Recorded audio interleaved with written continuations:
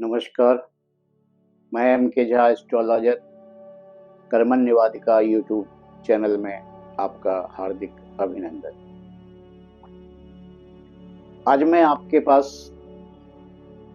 एक ऐसे विषय को लेकर के आया हूं जिससे संसार के समस्त प्राणी पीड़ित हैं, सारे लोग पीड़ित हैं।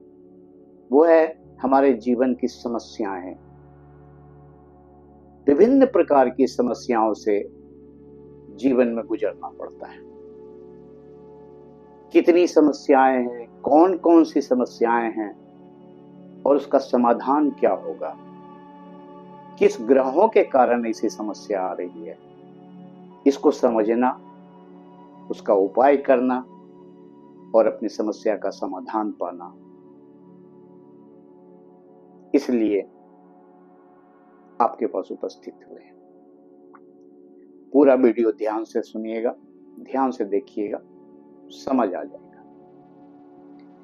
हमें अपनी जन्म तारीख को देखना है, मूलांक निकालना है।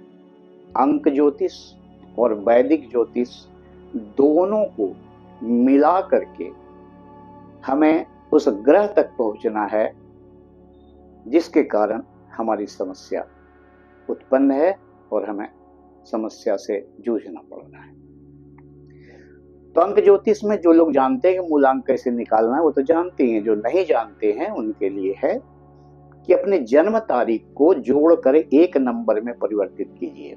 जैसे 1 से 9 तक सिंगल नंबर है, कोई दिक्कत नहीं है। 1 से 9 तक एक मूलांक, 2 मूलांक, 3 नंबर मूलांक, 4 नंबर मूलांक, इस तरह से 9 नंबर मूलांक तक है। 9 तक ही होता है। जितनी भी तारीख हो हमारी उसको एक में कन्वर्ट करना है, एक डेट में, और वही मूलांक हमारा हो जाएगा। जैसे 9 तक तो हो गया। जैसे 10 तारीख किसी का जन्म है तो 10 तारीख को कैसे जोड़ेंगे? 1 + 0 = 1, तो एक मूलांक हो गया। उसी तरीके से अगर 11 तारीख है तो 1 + 1 2, मूलांक 2 हो गया। इसी तरीके से जोड़ते चले जाएंगे। जब वो निकल जाएगा हमारा तो हम जान जाएंगे कि हम किस मूलांक के व्यक्ति हैं और हमारा कनेक्शन किस ग्रह से है। फिर हम अपने ज्योतिष शास्त्र की ओर, वैदिक ज्योतिष की ओर जाएंगे, अपनी जन्म पत्रिका देखेंगे और सारी बातें सुलझ के सामने आ जाएंगी। तो पहले ये बता दूं कि अंक ज्योतिष में मूलांक 1 से 9 तक कैसे कैसे ग्रहों में बांटा गया है। वैदिक ज्योतिष में, अंक ज्योतिष में अंतर है।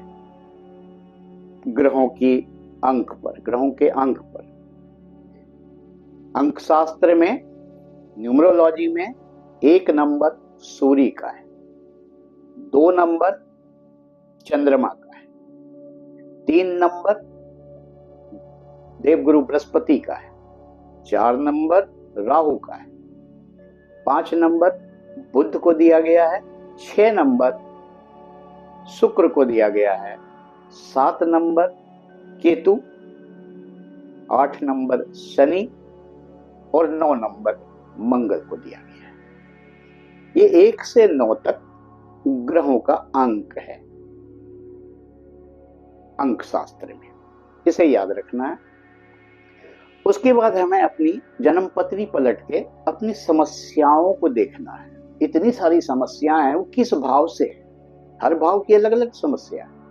वो किस भाव से वो समस्या उत्पन्न हो रही है, उस भाव को देखना है। और उस भाव में कितने अंक लिखे हुए हैं, उस अंक को अपने मूलांक से जोड़िए। जो अंक आएगा उसके जिम्मेवार जो ग्रह होंगे, आप उसका उपाय कीजिए, आपको राहत मिलेगी। अब जैसे अपने जन्म पत्री में समस्या कैसी कैसी आती है वो देखिए। हमारा जन्म हुआ, लगन, क्योंकि हमारी आत्मा नए शरीर में प्रवेश करके जब भी आएगी तो वहीं आएगी, सर्वप्रथम वहीं आएगी, तो वही लगन है हमारा। तो यानी वो शरीर और हमारे व्यक्तित्व को रिप्रेजेंट करता है। तो हमको समस्या क्या आएगी? हमारे शरीर में सही डेवलपमेंट हो रहा है कि नहीं हो रहा है, हम सही तौर से हृष्ट पुष्ट हो रहे हैं कि नहीं हो रहे हैं, हमारी उम्र के साथ सही ग्रोथ हो रहा है कि नहीं हो रहा है, हमारे व्यक्तित्व का विकास हो रहा है कि नहीं हो रहा है, ये सारी समस्याएं उसी वक्त से उत्पन्न हो जाती है। उससे जब एक कदम आगे बढ़ेंगे आप, दूसरे भाव में जाएंगे, तो वहां धन, आपको परिवार, कुटुंब, वाणी, संगति सब देखनी। धन की कमी है, धन के अभाव में पढ़ नहीं पाए, परिवार का वातावरण सही नहीं है, परिवार के लोगों में आपस में बनती नहीं है, उससे समस्या है। वाणी की समस्या है, चाहता तो हूं अच्छा बोलना, मगर तीखा बोल निकल जाता है। संगति खराब हो रही है, नशे की आदत हो रही है, इस समस्या से जूझते हैं। तीसरे भाव में जब जाते हैं तो पता चलता है कि हमारे छोटे भाई बहन से नहीं बनती है, हमारे मित्र से नहीं बनती है, या हमें आलस्य इतना होता है कि हम परिश्रम नहीं कर पाते हैं। चौथे भाव में जब जाते हैं तो हमको लगता है भूमि, भवन, वाहन, माँ की तबीयत सही नहीं रहती है, या माँ से बनती नहीं। भूमि, भवन, वाहन का सिर्फ चाहत है, सुख तो मिलता नहीं, किराए के मकान में रहते हैं, अपना तो घर है ही नहीं। वहां से निकलते हैं पंचम भाव, शिक्षा का भाव, प्रेम का भाव, संतान का भाव। शिक्षा में बाधा उत्पन्न हो रही है, चाहते हैं पढ़ना, किसी न किसी कारणवश हम पढ़ नहीं पाते, हमारी शिक्षा अधूरी हो रही है। प्रेम में धोखा मिल रहा है, संतान हो ही नहीं रहा है, शादी हो गई, संतान हो ही नहीं रहा है, संतान है बन नहीं रहा है, सही दिशा नहीं पकड़ रहा है, इतनी परेशानी है। छठे भाव में जब आते हैं तो वहां होता है कि हमारे कर्जे में लगते चले जा रहे हैं, शत्रु खामखा बढ़ते जा रहे हैं। मैं तो नहीं चाहता हूं, पता नहीं कैसे लोग हमारे शत्रु हो जाते हैं। बीमारी से हम ग्रसित हो गए हैं, स्वास्थ्य बहुत खराब चल रहा है, इससे जूझते। छोटे मोटे दुर्घटना भी हो जा रहे हैं, इससे जूझते हैं। ये भी समस्या हमारी बहुत विकट समस्या है। फिर वहां से निकलते हैं, सप्तम भाव में जाते हैं, विवाह का घर। विवाह ही नहीं हो रहा है, विवाह में विलंब हो रहा है, विवाह लग जाता है, टूट जाता है। कई समस्या है कि विवाह तो हो गया है मगर पत्नी से हमारी बनती नहीं है, हमारी बिजनेस सही नहीं चल रही है, हमारी पार्टनरशिप में धोखा हो जा रही है, अनेक समस्या। फिर वहां से निकलते हैं अष्टम भाव में, तो चुनौतियों का, संघर्ष का, एक्सीडेंट का, सबका समस्या झेलना पड़ता है। हर काम में संघर्ष, काम में विलंबन, लेट करते तो हैं लेकिन हर काम में देरी हो जाती है। समझ में नहीं आता है कि रिजल्ट क्यों नहीं मिलता हमको।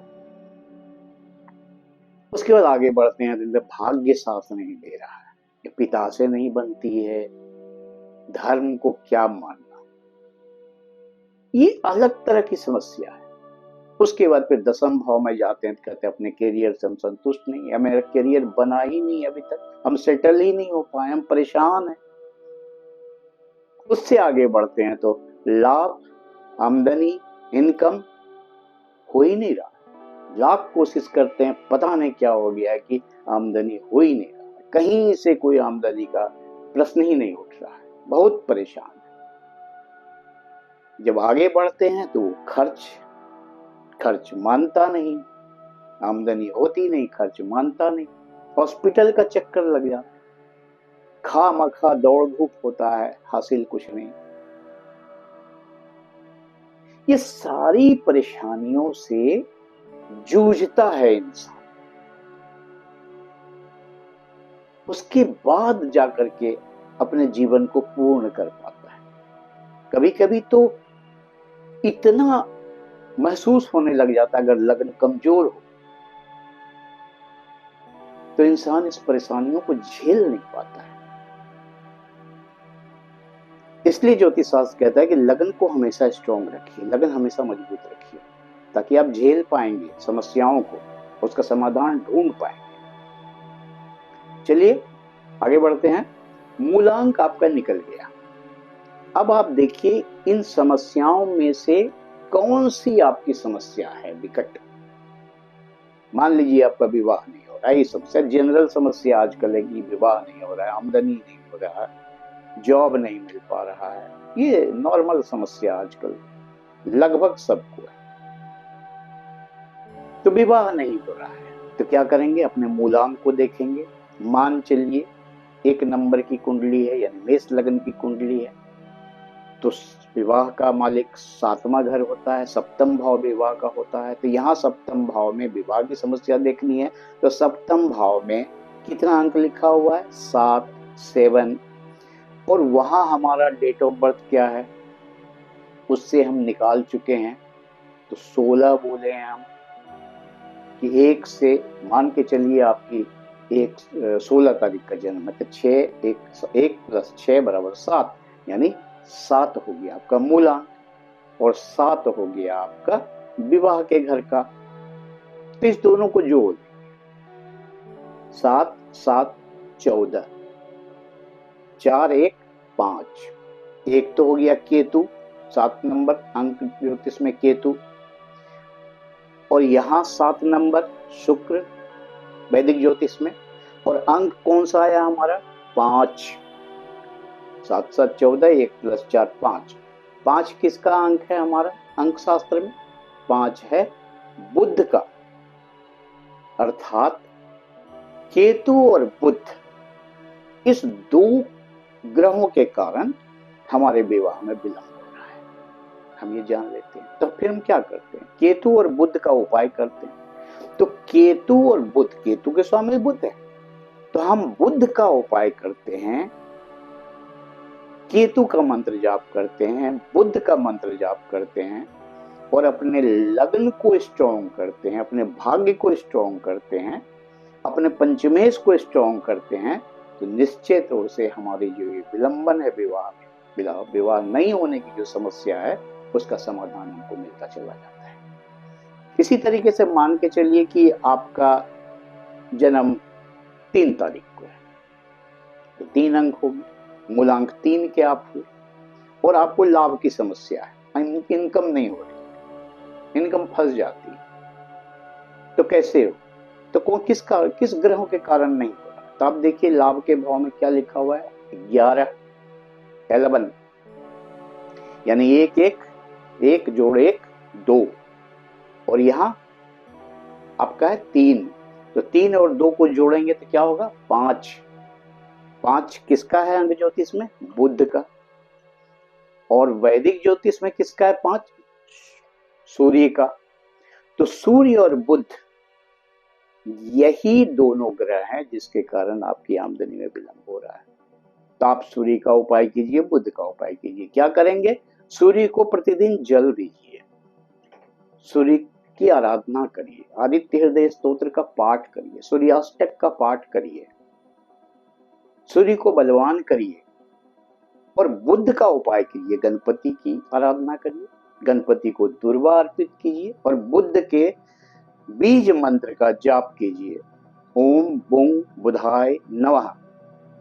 आप अगर अपने समस्याओं को समझ लेते हैं, किस भाव से रिलेटेड समस्या है उस भाव को समझ लेते हैं, तो अपने मूलांक निकाल लेते हैं, तो मूलांक को उस भाव की संख्या में जोड़ करके जो संख्या आता है, उससे अंक ज्योतिष में जो ग्रह है और वैदिक ज्योतिष में जो ग्रह है, उस दोनों ग्रहों का आप उपाय करिए, आपको लाभ की प्राप्ति होगी।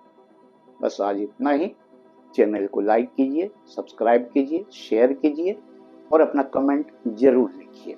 अगले वीडियो में पुनः मैं कुछ नया लेकर के आऊंगा। धन्यवाद, नमस्कार।